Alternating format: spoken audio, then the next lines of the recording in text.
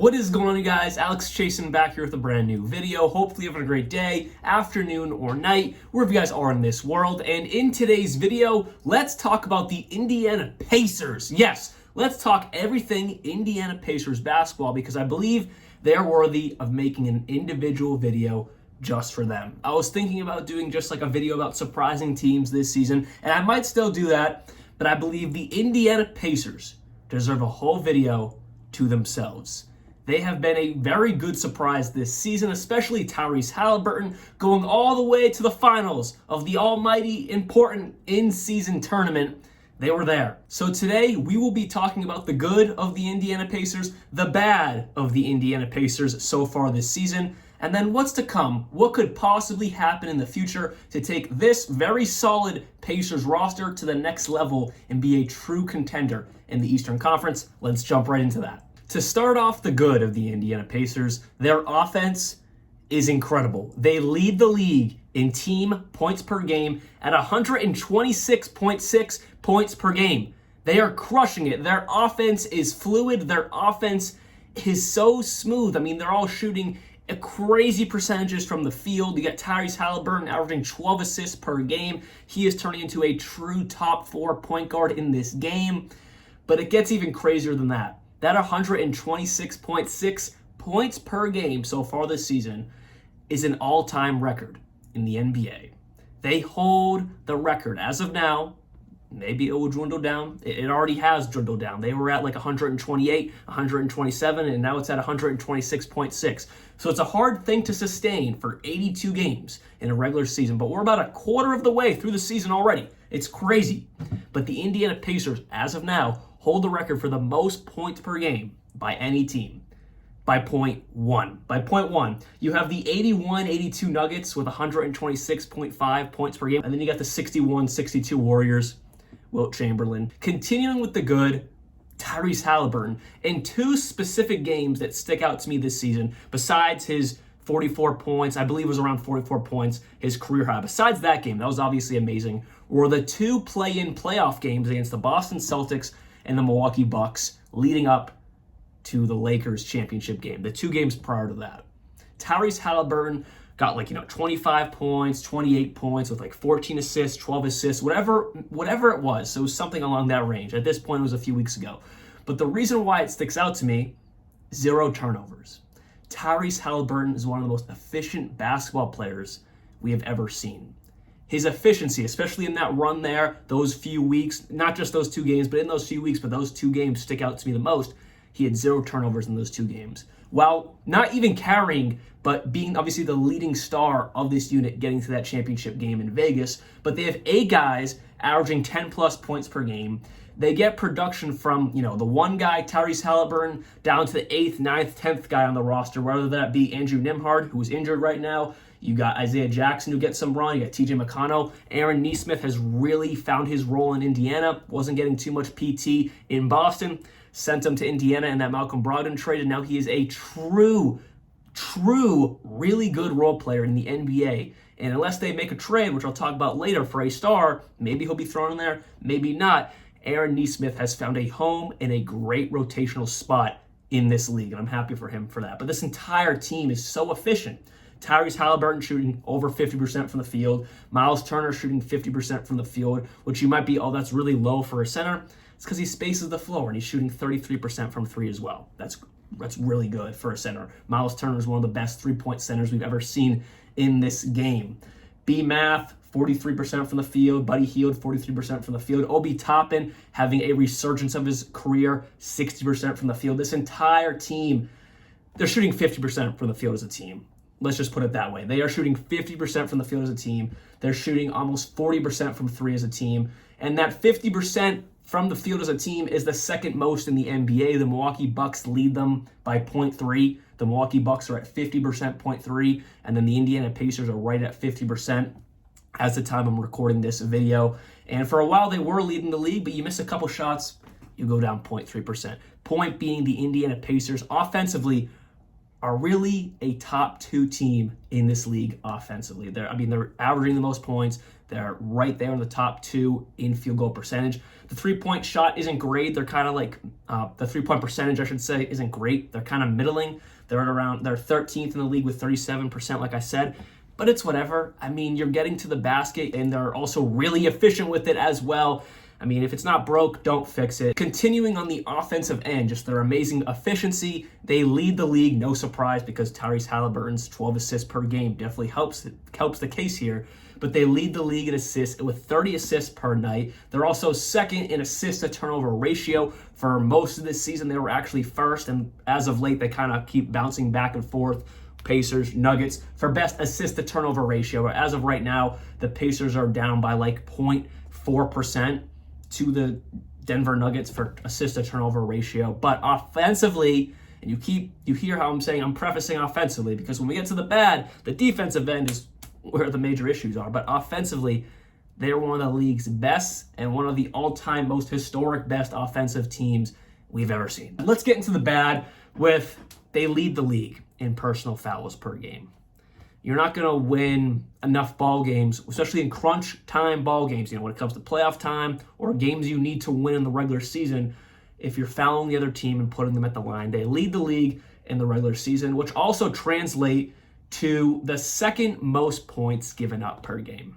Like I said, offensively, I was really pushing how great they are offensively, but defensively, they are one of the worst teams in the league on the other end of the court.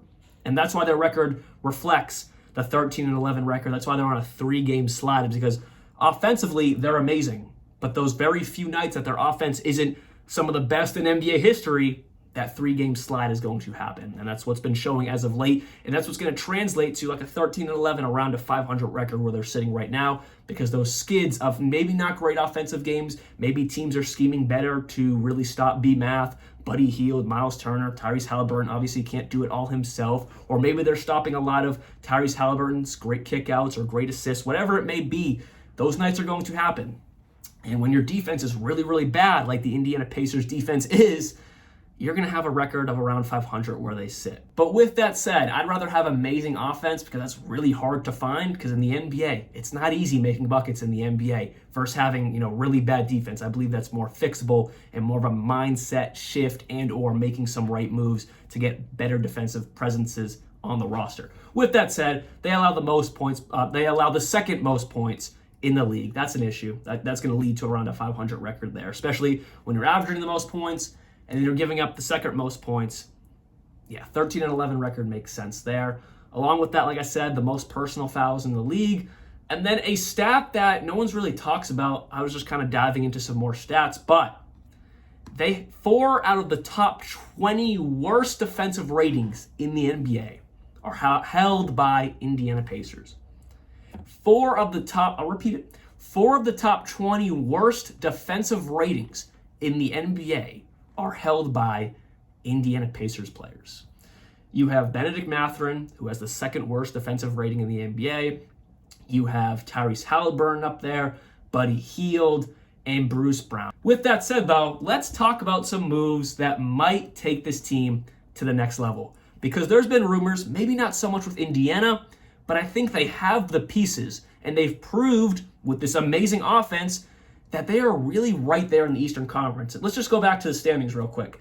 They are the 7th seed. As of a few nights ago, they were around the 5th seed, but they took the 3-game losing streak they're on right now. It's whatever. But they're only 1 game behind New York, half a game, behind New York, 1 game behind the Miami Heat, 2 games behind the Orlando Magic, and then 4 games behind the 76ers, along with the Milwaukee Bucks. They're a little too far away from the Celtics, but everywhere from 2 to 7 is very reachable for the Indiana Pacers in about a 2-week span. If they win like 4 or 5 games in a row, some of those other teams go 500 over the next few weeks, whatever it may be, the Pacers are really right there. But on the contrary, they're also really right there to fall down to the 9th seed. Not the 10th seed, because the 10th seed in the East is really bad. It's the 10 and 15 Raptors. But from 9 to where the Pacers are could fluctuate any day. And then from where the Pacers are at 7 up to 2 could fluctuate in the matter of 2-3 weeks. So the Pacers are really right there. But what could they add? Who could they possibly add? Well, I have 3 guys. Rumor has it The Thunder are into Lauri Markkanen. Why can't the Pacers do the same? Especially when you really just want a second star to pair up with Tyrese Haliburton. You could do a deal of Lauri Markkanen to the Pacers. You give him back Obi Toppin, who's having a little bit of a resurgence in his career. A young guy who could really maybe blow up into something in Jarris Walker. Same thing with Isaiah Jackson, who's proved to be a good rotational big man. And then a first-round pick. I think that might be good enough because the Jazz are really bad. Lauri Markkanen is obviously still playing his all-star level, but what could they give them back, that being the Pacers, that would really move the needle? I mean, you could give them back B. Math, but they don't really need him.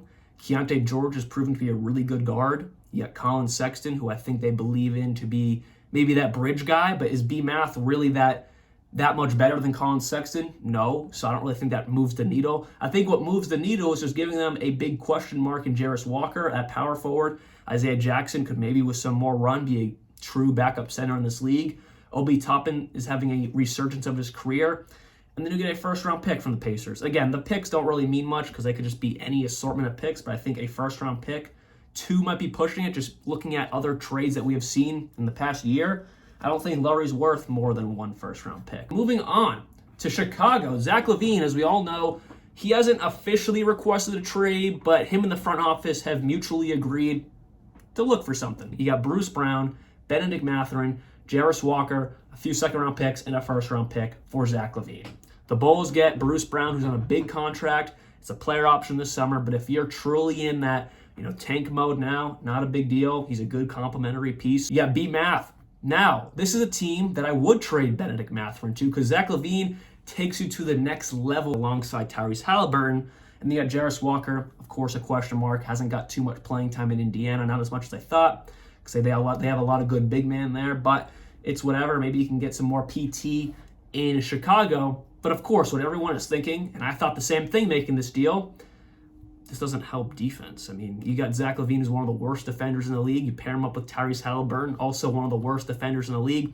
That doesn't help the case at all. I mean, hey, maybe it'll make the offense so pure and disgusting that they'll start averaging 135 points per game and the defense won't really matter. But realistically, it would matter. In this trade, I like it for the pure point of getting another star alongside Tyrese Haliburton, but you would have to make another move for a way better defender. Because Haliburton and Zach LaVine, both starting, I mean, that defense is not good. So this trade, I don't love it, but I wanted to talk about some 3 guys. We got Markkanen, Zach LaVine, the next guy you'll see in a second. 3 guys that could possibly be on the move because they're in possible talks as of right now. Then the final guy, who I think should have been traded this past offseason, Pascal Siakam, because the Raptors aren't great. They're the 10th seed in the East, but they're 10-15, 5 games below 500, in a really bad, back quarter of the Eastern Conference. And they're just, Masai Ujiri hates making moves to tank. Not tank, but just be a bad team. He has to come to terms that the Raptors are not winning, but he always wants to be in win now mode. I've noticed that from him as long as he has been running the Raptors, front office wise. He wants to keep them in conversations to be somewhat relevant. But you're 10-15. It's not going to get any better. You've been kind of stuck, obviously, ever since Kawhi left. It's just not going to get any better. And Pascal's on an expiring deal. Even if he re-ups, it doesn't change the future of the franchise. Yeah, great. Scotty Barnes is playing some great basketball. I'm happy for him. But still, or let's just say Pascal walks this offseason. That's still a major problem. That's a bigger problem than if he stays. So I move him while you can. So with that said, that is all I have for you guys today. Hopefully you guys did enjoy this video. And it's really hard with the Indiana Pacers because there's really no one on the trade market. Like those 3 guys, the most realistic one is possibly Lauri Markkanen. Zach LaVine is making so much money. I don't really know if the Pacers want to give up that much salary because they're not really paying a lot of people right now until Tyrese Haliburton's contract kicks in next season. I don't really know if they want to do that. Same thing applies for Pascal Siakam. Expiring deal, maybe he'll walk, we don't know. So it's a lot of question marks, and I don't know if any of them are that enticing to really pull the trigger and make that particular move, whatever it may be. The Pacers could just stay pat, continue this growth, maybe get some better defenders on the roster, make some little moves to improve some little areas, especially in the defensive end, because the offense, of course, is historically great. But they're really right there in this Eastern Conference that is very top-heavy. As we all know, it's very top-heavy. The middle is all very close, and then the bottom is really, really bad. Them Detroit Pistons and Washington Wizards. Really, really bad. So they're not far off. Tyrese Haliburton is turning into one of the best players in this league. Top 4 point guard, top 10 player for sure so far this season. So things are going in the right direction. Just defensively, really need to be fixed if they want to have any chance of making a deep playoff run. I mean, anytime, but if they want to do something this season, next year, that's the issue that needs to be addressed. Maybe not so much that second star. Definitely would be a great addition. Definitely would move the needle. But offensively, they have it. Just defensively, something's got to be fixed there. So again, hopefully you guys did enjoy this video. I'll be back very, very soon. Like always, peace out.